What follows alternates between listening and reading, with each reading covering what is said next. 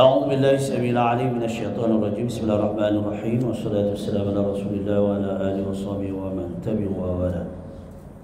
سبحانك لا علم لنا إلا ما علمتنا إنك أنت العليم الحكيم. رب اشرح لي صدري ويسر لي أمري واحلل عقدة من لساني يفقهوا قولي. ربي يسر ولا تعسر وتمم بالخير.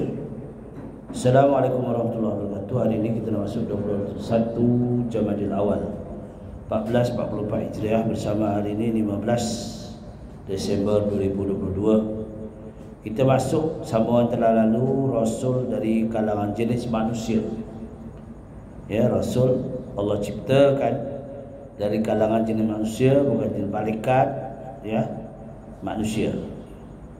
Semua rasul-rasul yang diutus oleh Allah SWT itu terdiri daripada jenis manusia, tidak dari jenis malaikat ataupun lain-lainnya.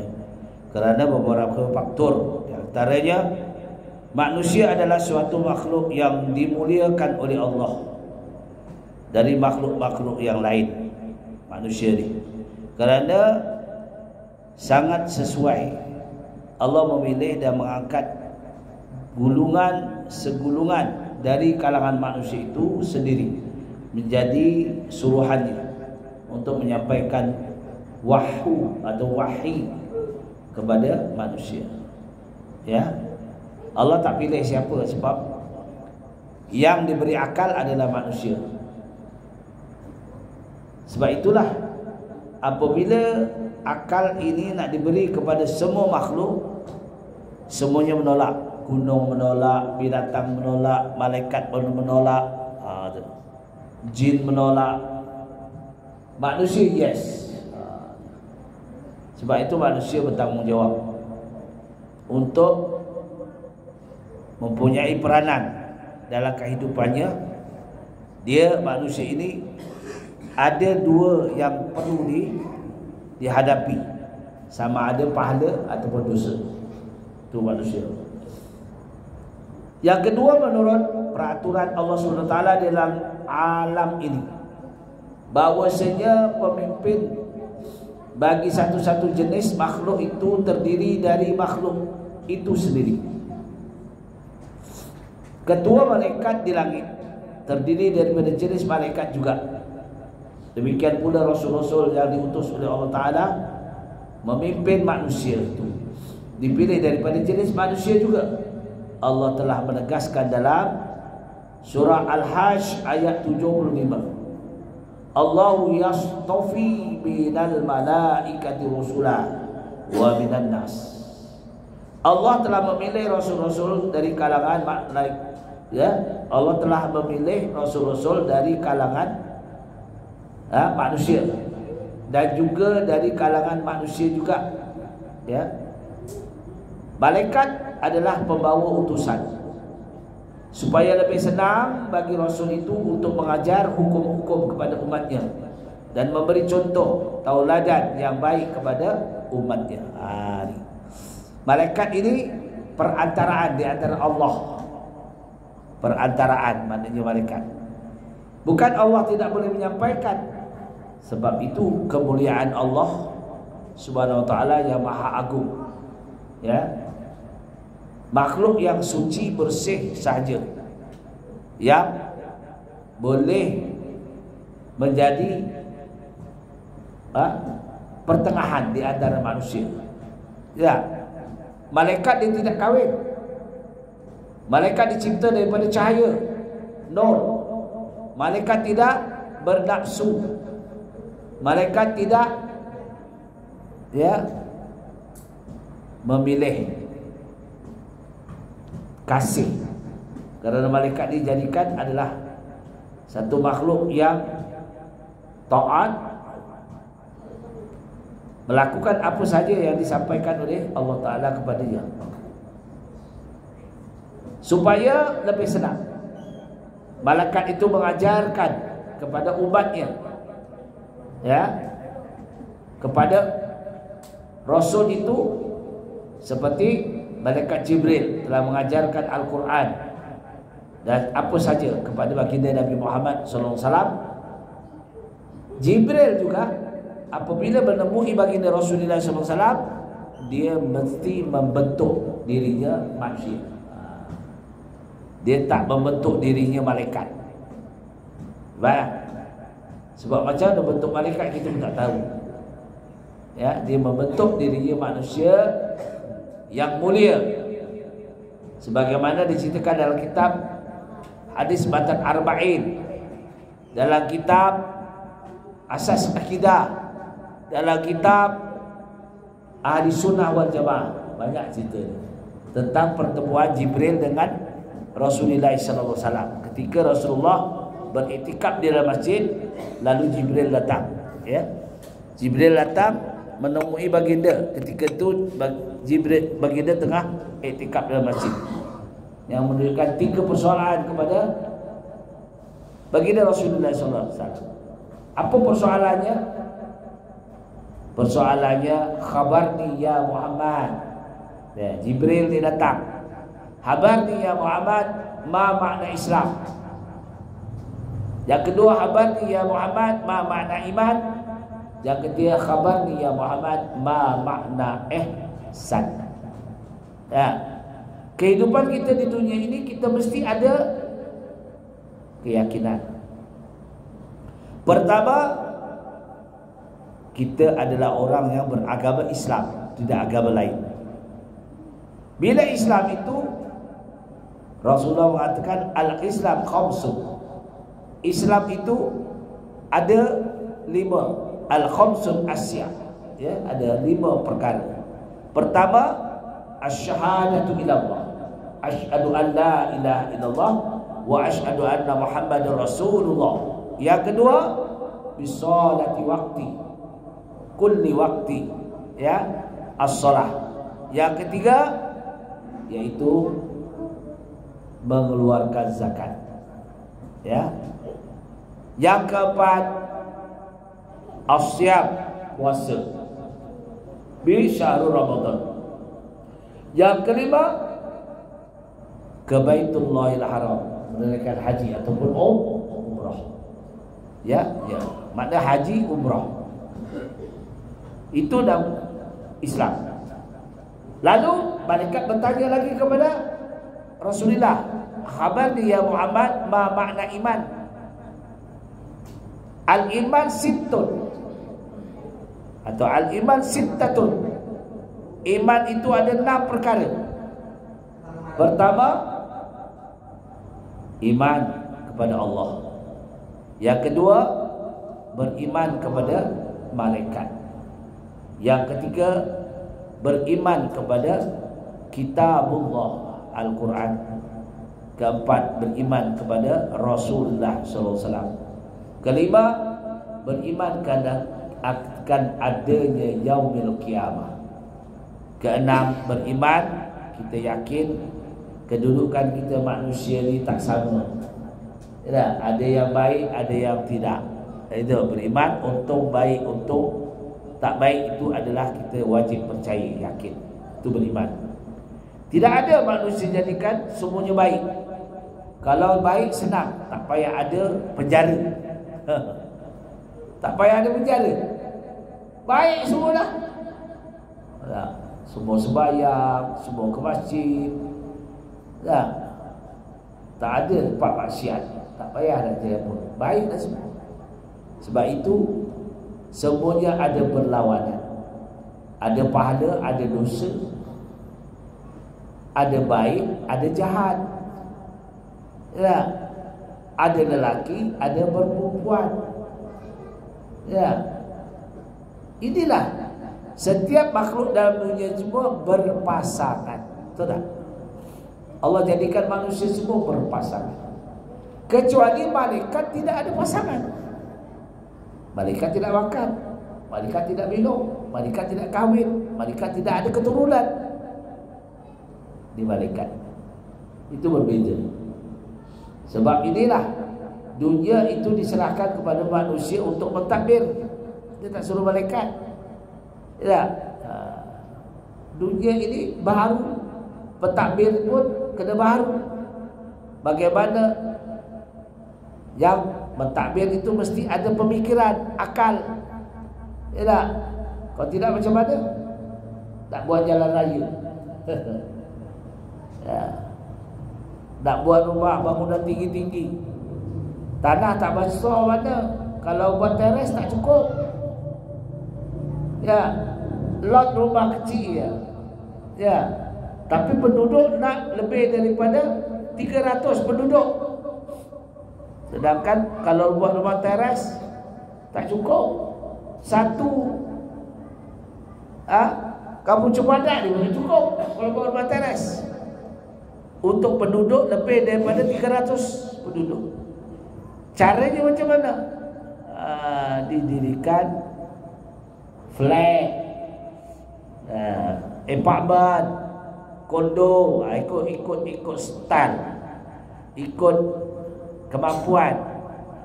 Kalau taraf dia kondo macam mana, tarafnya flat macam mana, tarafnya apartment macam mana, harga pun berlainan. Betul tak? Tu sebabnya jangan kita kata pergi rumah orang ni, dia duduk kat flat. Flat tu rumah bertingkat maknanya. Orang tu beli sampai berapa ribu tahu. Kalau jalan tu, jalan Harta Mas tu dekat istana negara tu, tahu tak? Satu kondo tu, satu tingkat harganya 4 juta. Kok dipanggil flat, marahlah orang tu. 4 juta cukup dengan security, cukup ada kolam mandi, cukup semua. Kita pula cerita kat kampung, rupanya si Pulan tu duduk kat flat aja. Flat dalam bahasa Melayu, flat dia rumah tingkat. Duduk kat flat. Kawan ni balik kampung. Yang kawan duduk kondo ni balik kampung. Man, kau duduk kat Kuala Lumpur kat flat mana Man? Si Arun bagi tahu kau duduk kat flat tu dekat dekat istana tu. Dekat istana ada flat ke? Yang ada kondominium, apartment, je tak? Mana ada? Tapi kan tak sama. Kalau flat harganya begini, kalau apartment harganya begini, kalau kondominium harganya begini. Walaupun dia tinggi, duduk tingkat yang ke-30. Tak? Lift rosak, jalan kaki juga sama je. Walaupun duduk paling tinggi, tingkat 30. Saya pernah dipanggil untuk membawa solat tarawih satu malam. Kali 2 saya tak pergi dah. Tak. Tingkat 29. Tingkat 29. Dia beli rumah itu zaman dulu dekat-dekat 4 juta. 4 juta, ada 2 tingkat. Tingkat bawah itu dia ada 9 bilik. Macam mana dia punya proses buatan? Tak jauh dengan mahkamah. Mahkamah. Jalan apa ni? Jalan apa ni? Dia dekat Masjid Wilayah. Jalan Duta. Harganya memang kita tengok je. Nak masuk pun tak boleh.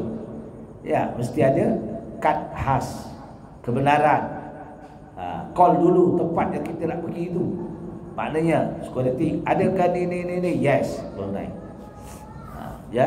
Tu keselamatan.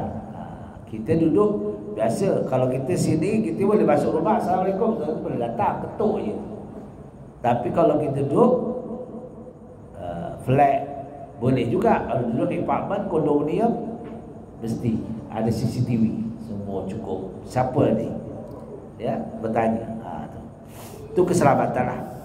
Itu duniawi. Dunia di sana nanti sama juga. Ada orang duduk kondominium lain kubur dia, tak ada, sama je. Ini segi pentadbiran dunia. Yang ketiga, yang keempat supaya lebih mudah kepada manusia mempercayai kerasulan itu, kerana mereka adanya sokongan, kelebihan-kelebihan mukjizat yang Allah kurniakan kepada Rasul. Ni. Kita orang biasa tak ada mukjizat. Seperti Nabi Musa, apa mukjizatnya? Yang terkenal adalah tongkatnya. Sebaik tongkatnya dan anak-anak jarinya boleh mengeluarkan air ketika umatnya keringan air, tandus. Jadi orang minta air tu daripada anak jari Nabi Musa. Itu kelebihan mukjizat Nabi Musa AS. Semua para nabi ada diberi kelebihan supaya manusia semua menerima bahawa dialah adalah pilihan Allah SWT. Baca kita Nabi Muhammad sampai sekarang mukjizat ditinggalkan Al-Quran. Mukjizat yang ditinggalkan Al-Quran. Al-Hadis di mukjizat. Al-Quran inilah satu mukjizat yang tidak dapat ditukar ganti, yang tidak dapat diubah suai oleh sesiapa pun.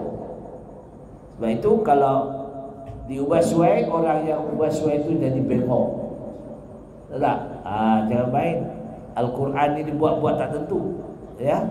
Sebab dia mukjizat. Ada satu ketika peristiwa berlaku tahun 80-an. Ketika itu saya di Pusat Islam lagi. Masa itu saya bertugas di Pusat Islam. Sekarang panggil JAKIM lah, dulu Pusat Islam. Dia dituduh melakukan zina. Dia tak mengaku, tak ada bukti, dicek, okey, memang betul dia tidak melakukan. Tetapi dia nak puas hati dia, ditunjuk kepada masyarakat bahawa aku berani bersumpah dengan memijak Al-Quran. Itu dah salah. Itu dah salah. Bila dipijak Al-Quran, dia kena apa? Kena sakit nanau. Tahu nanau? Gila, Al-Majnun. Sebab melawan. Itu hak Allah punya mukjizat Rasulullah SAW. Tak kena mengena. Tuduhan itu manusia. Boleh melalui mahkamah pengadilan. Boleh tengok daripada air mani kita, betul ke tidak. Tapi sebab dia nak puas hati, ditunjuk action dia. Pijak Quran tak kena mengena. Jadi nanau. Ni berlaku. Tahu nanau? Gila lah, Al-Majnun. Disebabkan dia memijak Al-Quran. Jangan main-main. Al-Quran ni mukjizat kena dihormati. Kerana Al-Quran itu yang menjaga adalah Allah. Baik. Yang kelima, manusia sendiri tentulah lebih tahu tentang selok-belok hal sesama manusia. Dari segi itu, segi keperluan hidup, makan, minum dan sebagainya. Sebab itulah kiranya Allah utuskan rasul-rasul dari jenis malaikat atau daripada jenis jin dan lain-lainnya, sudah tentu akan menjadi kesusahan atau kesukaran kepada mereka untuk mentadbir manusia. Payahlah. Jin kita tak nampak, panggil. Mat, Mat. Mat, kau wajib sembahyang, Mat. Siapa suruh aku? Makhluk halus kita tak tengok. Kita ni makhluk yang nyata, jelas, ya tak? Jin makhluk halus, malaikat juga makhluk halus yang dicipta daripada nur, jin daripada asap, syaitan daripada api menyala. Api menyala, tahu tak? Itu syaitan. Sebab itu pemanas. Orang yang pemanas, panas barat, itu kawan syaitan itu.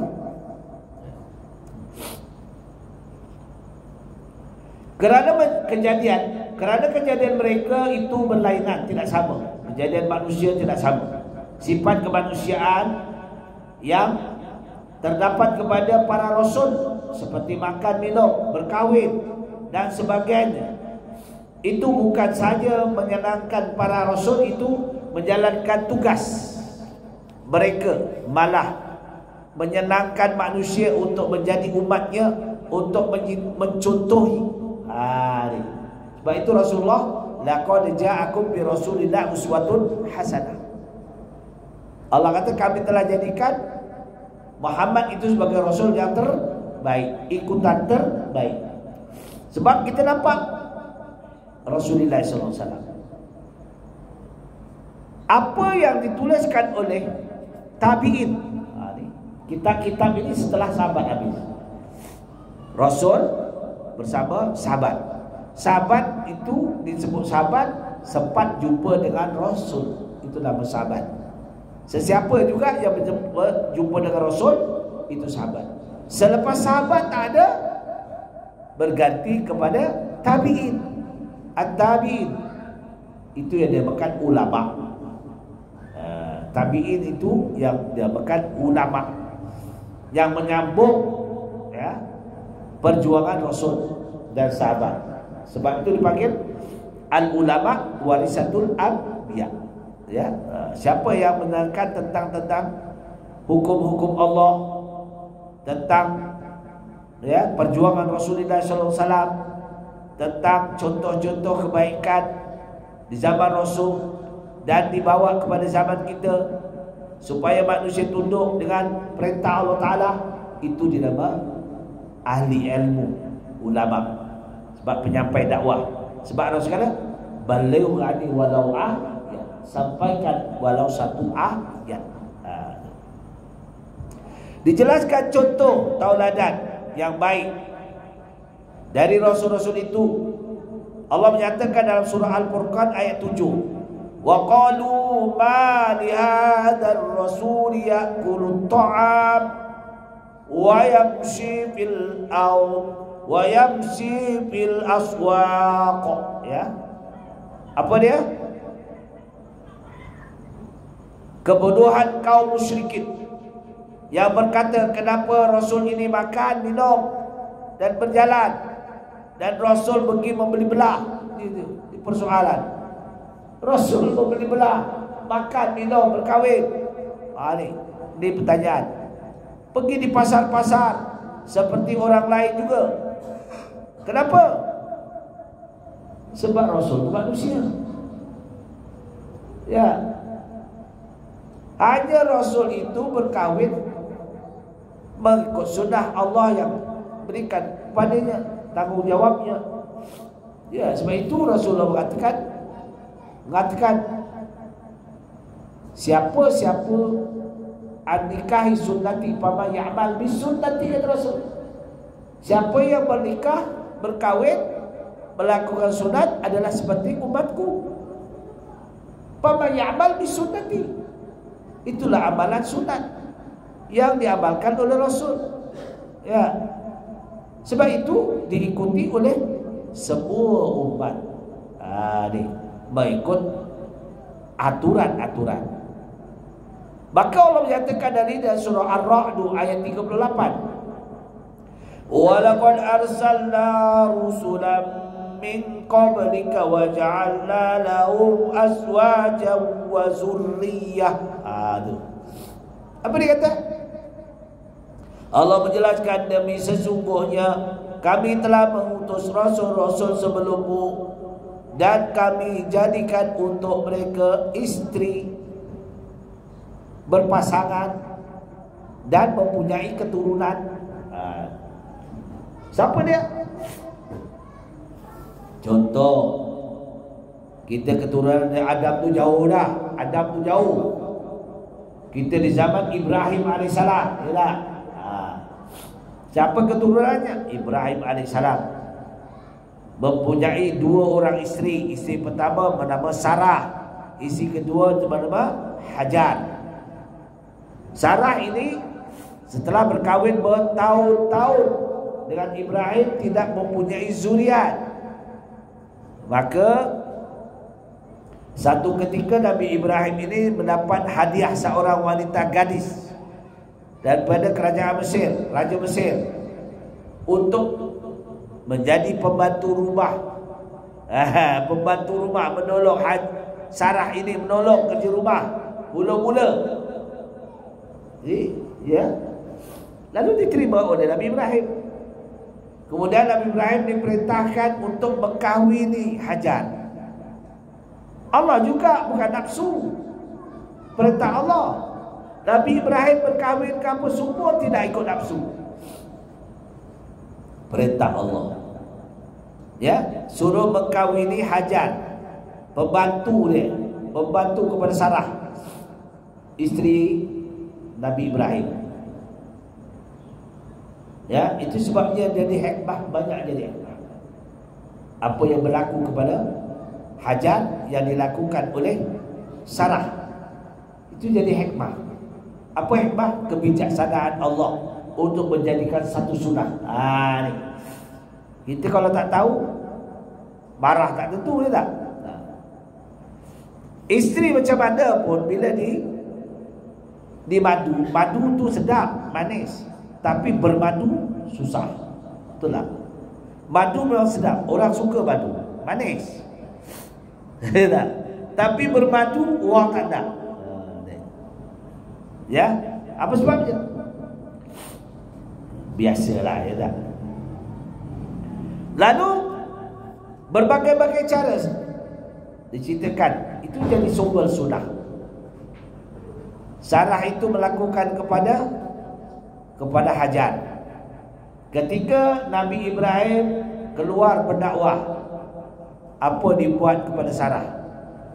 Tapi seolah ini sebagai iktibar, pengajaran saja. Lalu Sarah jadikan supaya Ibrahim itu balik dalam keadaan tidak suka kepada Hajar. Pertamanya dicelak mata Hajar. Tahu celak? Dipakaikan celak mata Hajar. Seorang wanita itu sebagai sunat pakai celak, tapi celak bekah, bukan celak usodor. Bukan celak kayu. Ya, celak hijau kuning itu bukan. Ya, salah tu. Celak yang celak daripada Mekah, cucuk, ya, ada sunat selawat 3 kali. Allahumma shalli ala sayyidina Muhammad wa ala sayyidina Muhammad. Allahumma shalli ala sayyidina Muhammad wa ala sayyidina Muhammad. Cucuk 3 kali. Ya, cucuk, cucuk, itu sunat. Ini amalannya kalau nak buat. Pertama apa? Orang yang suka pakai celak ini matanya tidak mudah kena penyakit. Berjangkit badannya, sakit mata. Satu, ada kelebihan dah. Ini dilakukan kepada Hajar oleh Sarah. Bila balik kata suaminya, "Hoi, tambah cantik isteri aku ni Hajar. Pakai celak." Ke lawa tak? Tak lawa. Bila Nabi Ibrahim keluar lagi berdakwah, apa lagi Sarah buat kepada Hajar?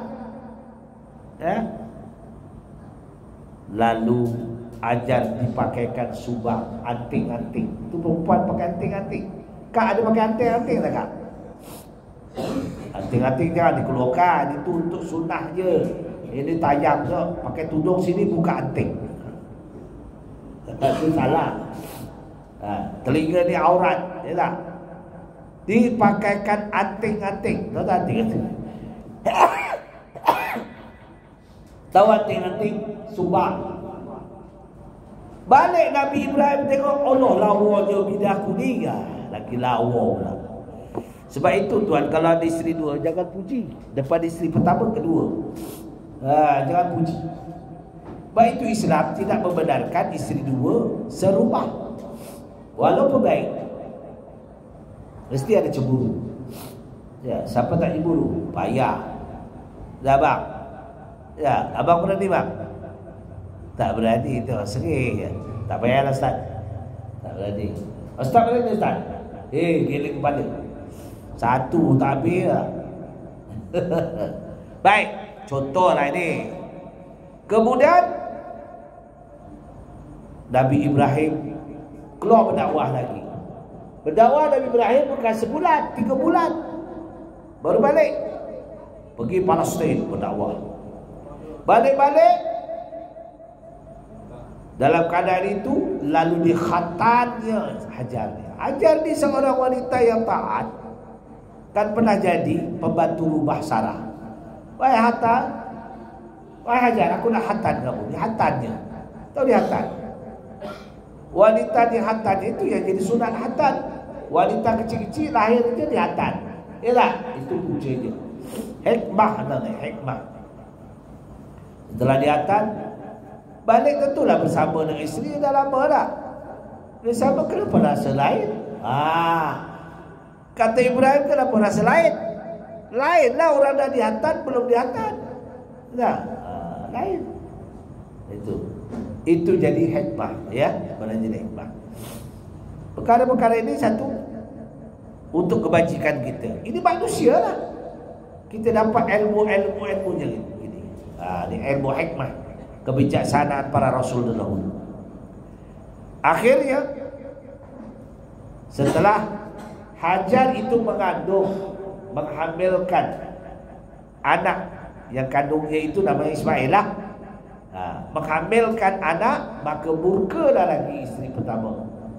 Maka Allah memerintahkan, wahai Ibrahim, apabila kamu berhijrah kali ini, kau carilah tempat di mana kau nak letakkan isterimu Siti Hajar ini tidak serumah dengan Sarah. Tengok. Artinya Allah yang suruh. Maka terletaklah Hajar dengan anaknya yang kecil itu, yang terlahir itu, di mana? Antara Safa dan Marwah. Antara Safa dan Marwah. Ya, mana kecil lagi. Dia lahir, pisahkan antara isteri yang pertama dengan isteri yang kedua. Takut disakiti pula anaknya. Ni dah maknya disakiti, tak apa. Anaknya tu macam-macam. Ya. Contoh. Dan dulu dah ada contoh semua. Tapi mungkin Sarah Hajar tidak begitu, Sarah tidak begitu. Tapi ini sebagai contoh. Kalau berani nak pasang dua, cari rumah dua, jangan satu rumah. Bahaya. Tak? Baik. Itu sebagai tauladan kita. Jadi itulah berpuncanya. Hikmahnya demi hikmah, demi kebajikan, demi kebajikan. Yalah. Sebab itulah Allah ada nyatakan dalam Al-Quran ayat yang akhir, ya. Apa dia Allah berfirman tu dalam surah Al-Baqarah, tak silap saya. Ayat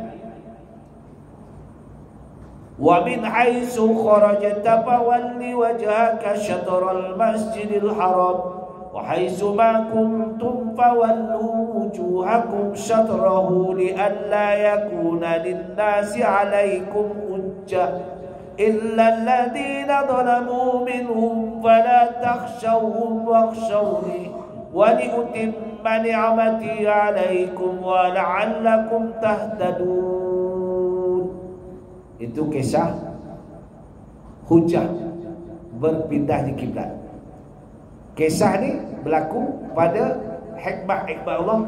Kama arsalna fikum rasulan minkum yatlu alaikum ayatina wa yuzakkikum wa yuallimukumul kitaba wal hikmah wa yuallimukum ma lam takunu ta'lamun. Apa dia? Diturunkan Al-Quran, ayat-ayat yang memberi petunjuk dan memberi hikmah.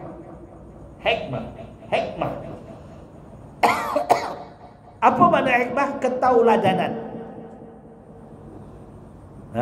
Jadi kita tahu cerita di zaman Nabi Adam sampai kepada Nabi Ibrahim, kepada Rasulullah, banyak tauladan, petunjuk, ya, hikmah. Jadi supaya kita lebih mendekati kepada pencipta kita, Allah Subhanahu Wa Taala. Faham tak ya? Baik. Maksud demi sesungguhnya kami mengutus rasul-rasul sebelummu, wahai Muhammad, dan kami jadikan untuk mereka isteri-isteri dan keturunan. Rasul dari kaum lelaki. Semua rasul itu dipilih daripada laki, tak dari perempuan. Ya, dia tak pilih perempuan. Allah menegaskan dalam firman-Nya, kisah Nabi Yusuf dalam surah Yusuf ayat 109.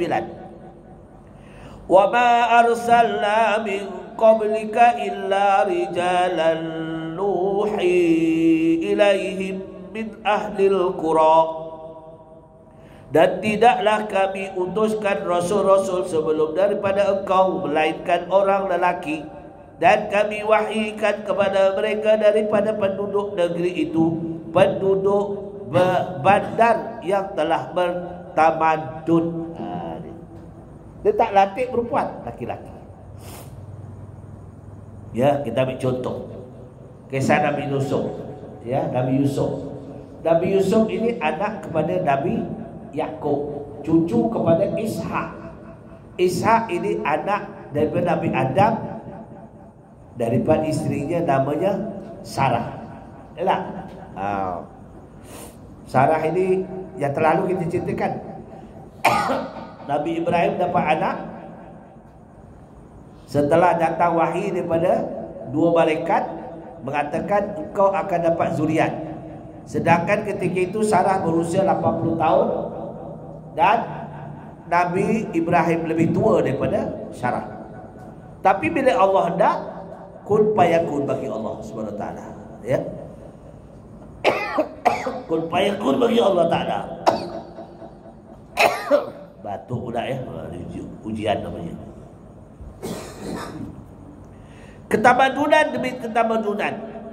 Tugas Rasul sangat berat dan tidak terpikul oleh kaum wanita.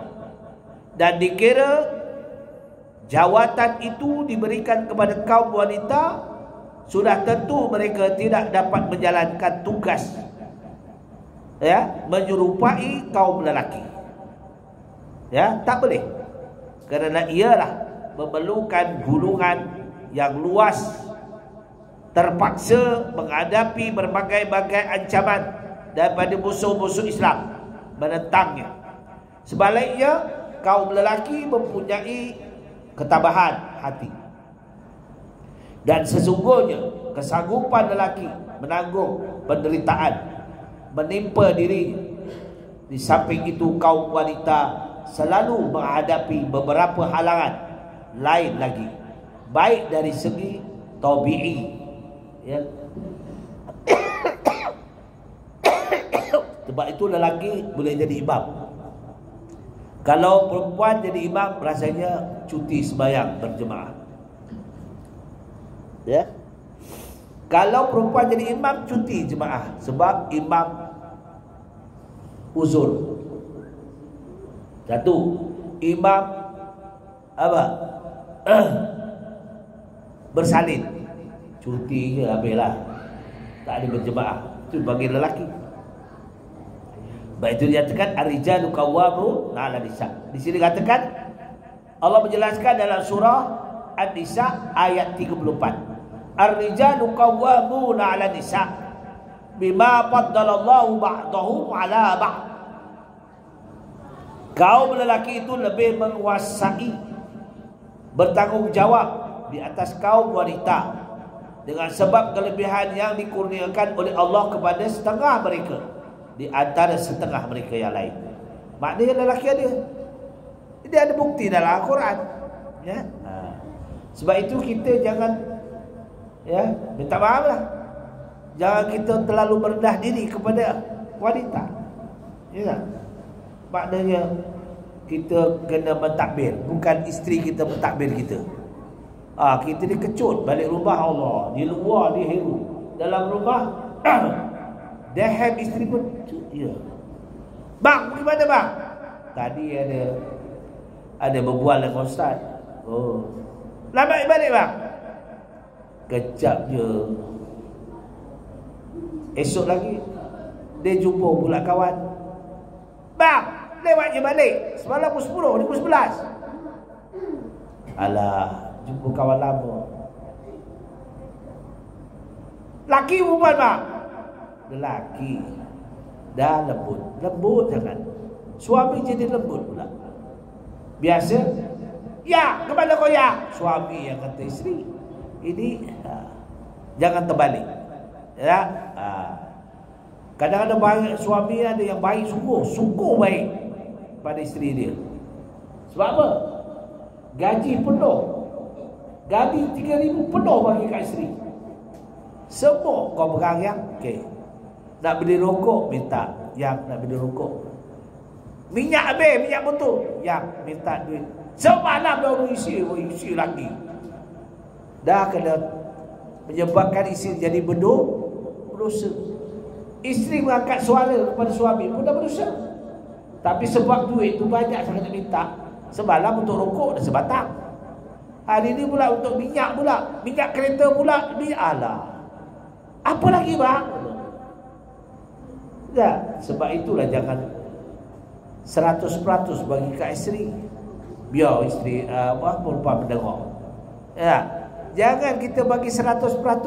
Satu partikel je bagi. Kalau gaji 3,000, bagi kat dia 1,000. Okey tak? Okey tak Muslimat? Tak ada yang tunduk. Kurang. Cukup dia. Tak cukup. Ada. Barang mahal. Barang mahal tu. Bukan saya jawab, abang yang jawab. Tak? Sebenarnya suami kena bertakbir. Sebab tu ar-rijalu qawwamuna 'ala nisa. Betul. Kita boleh bagi peruntukan saja. Kadang-kadang kita bagi semua, tak boleh. Islam tak suruh gitu. Kita bagi, kalau gaji kita 2,000, pendapatan 2,000, kita bagi 500 tu dia. Dia peruntukan. Jangan usik duit ni. Kita pandai-pandai lah 1,500 ni kita. Kurang ke apa pandai-pandai. Tak. Ini kita dah bagi 500, kita minta lagi. Itu tak betul lah. Jadi tu baginya janganlah tinggi sangat. Kalau tinggi, nanti kita kurangi, ada terasa dia. Bang ni apa pula banyak ni. Biasa bagi 500, ni 200 bang. Mana cukup bang? 500 bang. Padahal kita yang belanja subuh kita tak duit dia satu pun kita tak ambil. Betul tak? Ya tak? Sebab kita dah bagi, minta lagi berapa? Buruk siku lah. Ya. Kecuali dia bang, ini hari ni saya belajar, hari jadi abang lah dia. Dalam hati alhamdulillah. Ya tak? Kalau itu lain cerita. Itu dan keredoan dia nak belanja kita makan. Ya tak? Ataupun perempuan ni betul. Kalau betul-betul kita bagi itulah ikhlas. Ya, dia akan belikan duit ada pada dia. Dia akan belikan kita baju dekat raya. Bang, pergi ke Jekyll bang. Apa? Jomlah. Abang nak pergi kain mana bang? Oh, ada. Ada tak bang macam tu? Pak Din. Dia tak bagi semua lah tu, sikit je. Dia tak bagi je. Bagi je tak? Ya Ustaz? Jangan tak bagi. Maknanya kita, apa gunanya? Banyak. Kalau kita perlu, takdirkanlah. Accident, takdirkanlah. Isteri mesti ada. Dah support untuk kita. InsyaAllah. InsyaAllah. Kita berdoa lah. Kalau kita jatuh masuk, letaklah dia meninggal lagi bagus. Habis kita. Bukan seorang laki-laki tu. Ada. Tak. Tadi kita kalau terlalu berceloteh sangat tak? Bising sangat pun tak suka. Tapi isteri macam mana pun dia akan berdoa ke nanti. Itu namanya isteri. Betul tak? Lambat balik. Kenapa dia tegur? Sebab takut kita berlaku apa-apa berlaku jalan raya, hidup ke mati ke. Itu isteri yang baik. Baik. Itu tugasan ya. Kemudian tugas-tugas Rasul, setengah daripada tugas Rasul itu Allah menyatakan dalam surah ya. Dalam surah Al-Baqarah. Ayat yang saya baca tadi. Kama arsalna fikum rasulan minkum yatlu alaikum ayatina wa yuzakkikum wa yu'allimukumul kitaba wal hikmah wa yu'allimukum ma lam takunu ta'lamun. Sebagaimana kami telah utuskan kepada kamu seorang rasul dari kalangan kamu sendiri untuk membaca kepada kamu ayat-ayat pengajaran kami serta membersihkan hati-hati kamu daripada sifat-sifat keji dan mengajar kamu kitab dan ilmu pengetahuan, juga mengajarkan kamu perkara-perkara yang kamu belum mengetahui. Ini ayat yang saya baca tadi. Jadi itulah perkongsian kita. InsyaAllah kita sambung pada bulan depan. Tahun depan. Bukan bulan depan, tahun depan. Aku lihat azza, astagfirullahaladzim.